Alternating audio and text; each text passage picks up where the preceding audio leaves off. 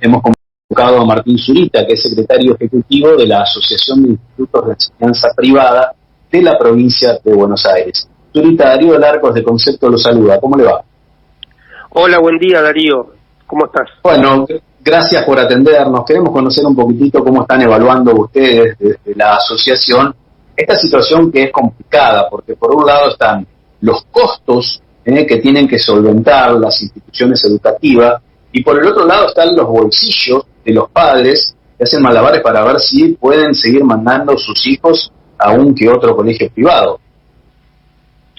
Sí, la verdad que como vos bien decís, es un equilibrio complicado, porque las escuelas privadas, desde el año y medio que tuvimos todas las escuelas del país cerradas en la cuarentena, realmente comenzamos con muchas complicaciones económicas. Ahí empezaron los niveles de morosidad a aumentar, muchas escuelas debieron endeudarse para pagar sueldos, y realmente en ese momento cerraron 200 escuelas, muchas que no cerraron quedaron complicadas, y tuvimos una dinámica casi de a poco comenzando una espiral inflacionaria que hizo que los salarios de los docentes en paritarias aumenten prácticamente todos los meses. Y hay que comentar, ¿no? Hay que de alguna manera visualizar que entre el 80 y el 90% del componente de la cuota de un colegio privado tiene que ver con los costos laborales. Entonces, por eso las familias ven que el año pasado, por ejemplo, todos los meses aumentaron las cuotas, porque todos los meses aumentaron los salarios. Hay una relación directa entre los costos operativos que tenemos y el tema salarial. Realmente, obviamente que las familias no solamente te aumentan los valores de la cuota privada, sino todo lo que tiene que ver con la economía en este contexto en que estamos, que no es de ahora, sino que hace varios años que venimos atravesando estos aumentos. Y por supuesto que así como a las escuelas se les complica, porque además de todas las características propias que tenemos como servicio educativo, también somos pymes. A fin de mes tenemos que pagar 931, RT, los salarios, los servicios, y por supuesto mantener los edificios escolares con todo lo que ello implica, y seguir ofreciendo el proyecto educativo por los cuales los padres se han confiado y han adoptado a sus hijos. O sea que usted da un dato muy interesante que tiene que ver con que el componente laboral es del 80 o el 90%. Lo que surge de las paritarias con los sectores educativos, como aumento me refiero, se traslada linealmente, directamente a lo que es la cuota para los padres. Bueno, en 14.000 escuelas privadas que hay, 4.000 no tienen ningún tipo de aporte del Estado, y pueden, los valores de las cuotas los pueden establecer libremente. Pero hay 10.000 escuelas, que son la mayoría, el 70% del sistema privado, que al tener algún tipo de aporte estatal requieren de la autorización de cada una de las 23 provincias y de la ciudad de Buenos Aires para aumentar. Y acá también tenemos un problema en las escuelas, porque muchas veces ese aumento se demora, muchas veces ese aumento tiene un delay bastante pronunciado, o no es el que deberíamos para cubrir nuestros costos, y esto también hace que la sábana sea corta y que muchas instituciones se vean en serias dificultades por este tema. Y de hecho este año anunciaron su cierre 30 escuelas. Nosotros el año pasado hicimos un relevamiento, 200 escuelas nos manifestaron que estaban atravesando crisis económicas severas, y 30 justamente que, de no cambiar la situación, iban a tener que anunciar el cierre para el ciclo lectivo 2024, y lamentablemente así sucedió. ¿Cuál es la geografía? ¿Cuáles son las ciudades en las que mayoritariamente se ha dado el cierre de estos colegios? Mayoritariamente en el conurbano bonaerense, si bien también hubo en otras ciudades, pero bueno, por una cuestión de densidad de población, en el conurbano bonaerense y la provincia de Buenos Aires, lidera porque también hay 6.300 escuelas privadas en la provincia de Buenos Aires, prácticamente la mitad del país se concentra en la provincia, 1,5 millones de alumnos. Zurita, ¿qué hace que un colegio privado solicite o acepte tener ayuda del Estado, o que no pida esa ayuda y no tenga subsidio? Bueno, en los últimos años se está dando una tendencia que la verdad que no la habíamos visto nunca, que es muchísimas escuelas que no nacieron ya con un proyecto que no contemplaba el periodo de ayuda del Estado, sino que eran escuelas que se habían propuesto mantenerse como sin ese aporte del Estado. Y lamentablemente ahora lo hacen porque la carga que tienen en sus costos operativos hace muy difícil trasladar. Hay un límite, que es lo que la familia te puede pagar. Entonces, para darte un ejemplo, el otro día en una escuela de Monte Grande me comentaba, ¿no?, que está en una situación bastante complicada, y me decía: mira, Martín, yo antes de la pandemia, de la cuarentena, estaba bien, tenía una cantidad de alumnos, tenía determinada cantidad de personal, podía solventar. Después de la pandemia fueron 200 alumnos y los niveles de morosidad crecieron muchísimo, tuve que pedir créditos, no me puedo seguir sosteniendo. Entonces era una realidad que yo antes no necesitaba de la ayuda del Estado, y todas estas cuestiones que ocurrieron en el medio hacen que yo ahora tenga que pedir la ayuda si no tengo que cerrar.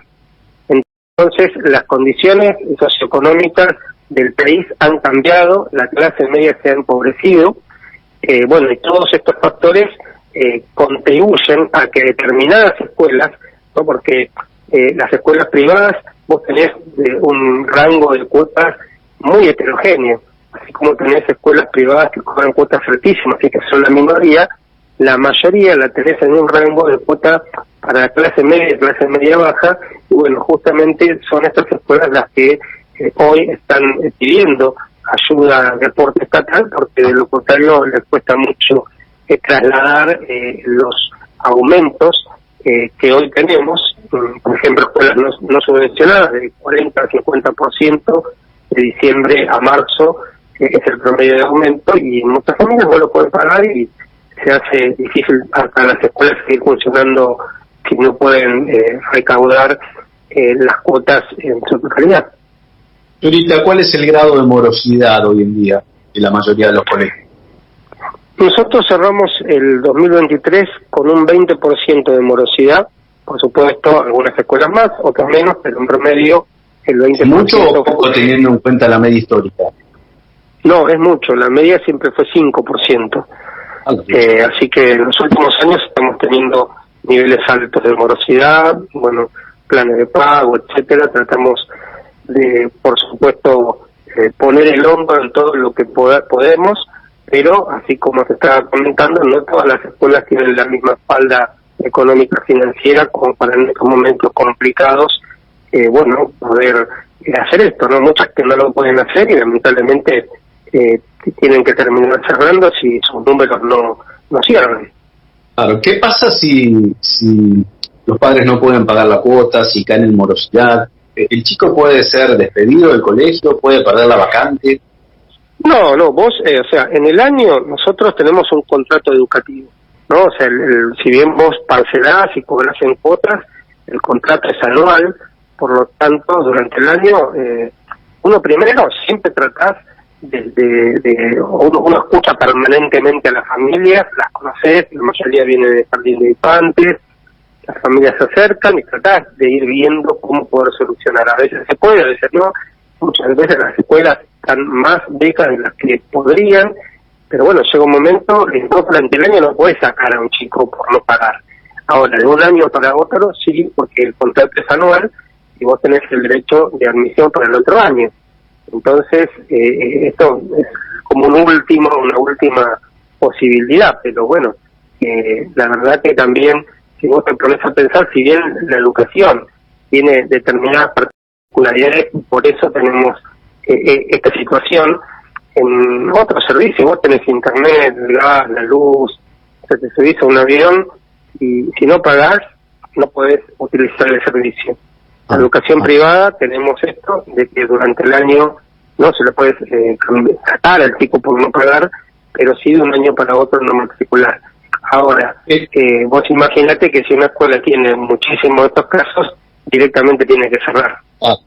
El caso de los servicios que recién marcaba usted, si uno no paga en determinada fecha, empiezan a correr intereses que uno después tiene que solventar. ¿Cómo es en el caso de los colegios privados y qué porcentaje de interés o qué número se utiliza para ajustar las cuotas que los padres eventualmente no puedan pagar? Porque estoy imaginando casos como el de la tarjeta de crédito, de pronto, que uno no paga el total y después es imposible levantar ese muerto, ¿no?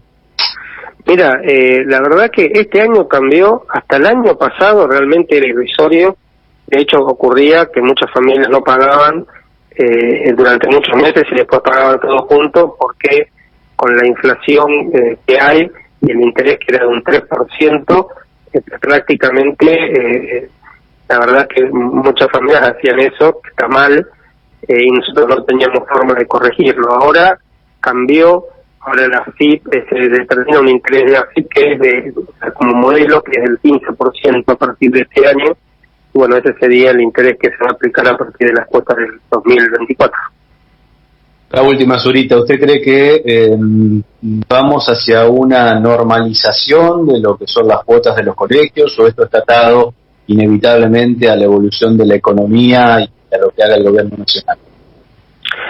Totalmente la segunda opción. Está atado a cómo la legislación vaya evolucionando y con ello las paritarias. Si el país logra que esta inflación desmedida que estuvimos en los últimos años vaya mermando, seguramente el tema de paritarias, vemos que por ejemplo enero y febrero, que acá hay otro dato, ¿no?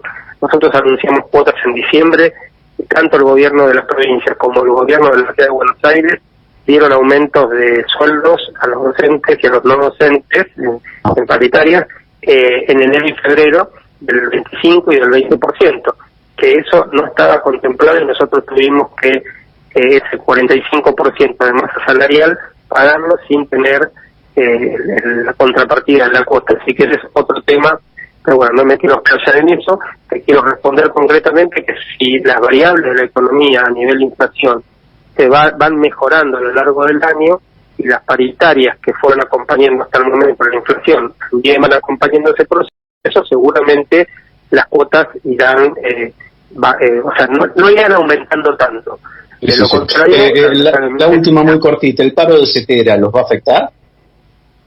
No, nosotros en la escuela privada la realidad es que el paro es mínimo, 2-3%.